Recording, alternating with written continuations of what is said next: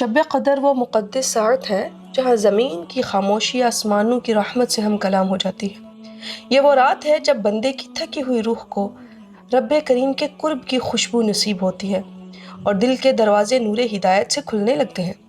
صوفیہ کرام رحمہم اللہ تعالیٰ کے نزدیک شب قدر صرف ایک رات نہیں بلکہ بیدار دلوں کی ایک کیفیت ہے۔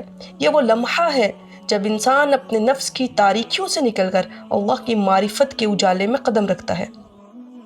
اس رات میں کی گئی ایک آہ، ایک آنسو، ایک سجدہ اور ایک سچی توبہ بندے کی پوری زندگی کا رخ بدل سکتی ہے۔ یہ وہ رات ہے جس میں رحمت کے در کھلتے ہیں، مغفرت کی ہوائیں چل رہی ہوتی ہیں اور تقدیروں کے فیصلے لکھے جا رہے ہوتے ہیں۔ جو دل اس رات اللہ کی طرف جھک جاتا ہے وہ محرومی سے بچ جاتا ہے، اور جو پیشانی اس رات سجدے میں جھک جائے اس کے نصیب میں قرب الہی کی روشنی لکھ دی جاتی ہے۔ اہل دل کہتے ہیں شب قدر دراصل دل کو زندہ کرنے کی رات ہے۔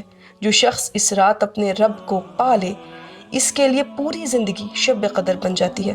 اللہ تعالی ہمیں بھی شب قدر کی حقیقت، اس کی برکت، اس کے نور سے حصہ عطا فرمائے۔ آمین اللہم ربنا آمین۔